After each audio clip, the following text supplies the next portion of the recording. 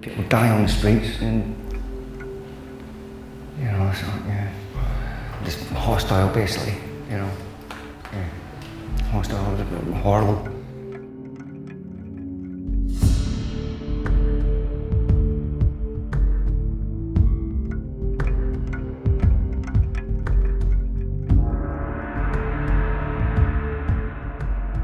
Being homeless is the most depressing thing in my life. I thought being on the drugs and drink was, but that was very hard. Very, very, very hard.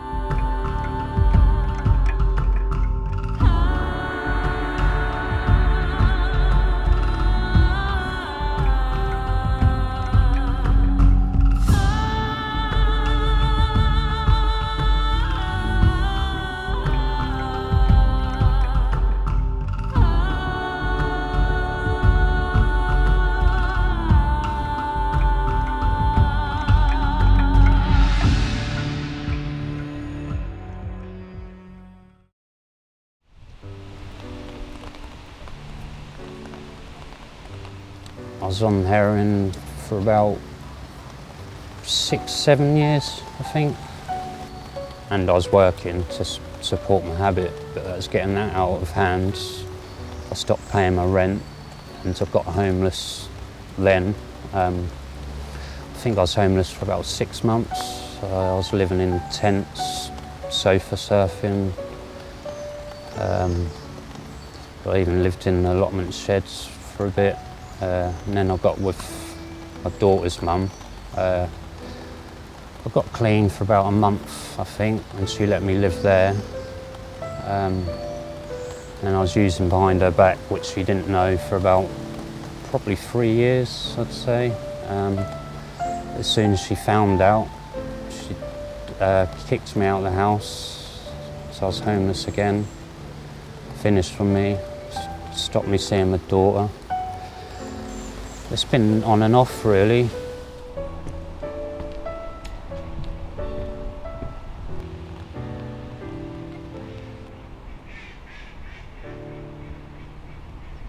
I was ex-power, you know, so yeah, jumped out of planes, 35,000 feet, and discharged 3 months. Got asthma, the whole lot. It's too much to handle, you know. So drinking every day, you know, try to get over what the day is going to go like, you know. It's just murder, basically.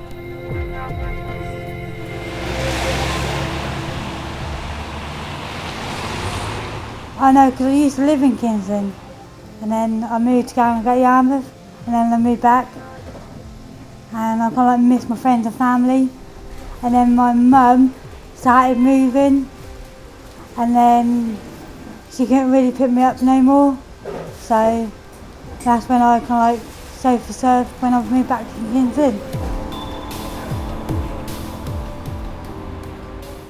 Well, it was, I got with my son's mum about 6 years ago. I was still using, which she knew of, but I was living with her. But then I started drinking heavily as well. Like, I was probably drinking 10 to 12 cans of Tennant Super a day and doing a lot of gear on top. And it just got to the point where I started stealing off her and spending all our money on drugs and drink, and so she threw me out. I got put on probation, I think it was for shoplifting, if I remember. So I had to go to probation every week, and the only way for me to do that is if I come to King's Lynn. So I was living in King's Lynn for about a month on the streets. I actually slept on this bench here. Slept under like doorways in town, just walk about, try to be in shelter really, you know. Probably be out shoplifting, try and get some food and that, you know. But when I come here, I had all the intentions of stop using drugs and drinking, which was hard while I was homeless, I do admit that. I think I might have used a couple of times. and I was drinking quite heavily because being homeless made me really depressed, and I started self-harming and took a couple of overdoses. Being homeless was the most depressing thing in my life.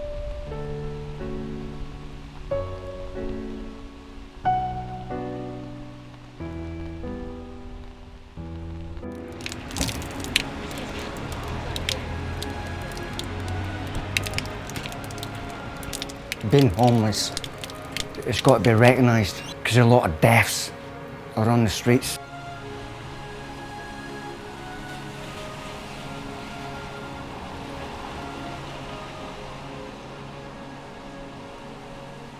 My brother Adrian used to come to Purfleet, and he suggested me to come here, so to get some help from Purfleet. And I've turned my life around really from the support I've had there, which I've never had support before.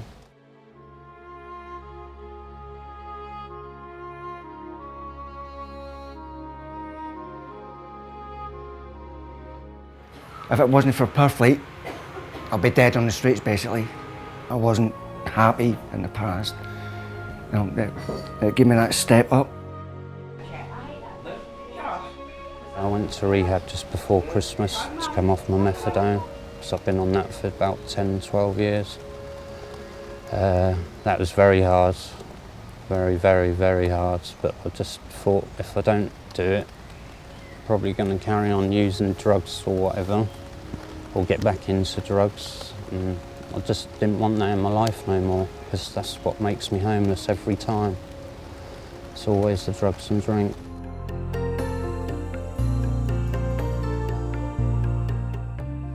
Back in contact with my kids as well, so everything's looking good, you know. Well, I walked in, it was all friendly to me, helpful and kind. All my life, to people here at Purfleet, you know, they've given my life back, given my life back. Well, basically, Purfleet is like the best place to give homeless people what they need. Food, a house, and love.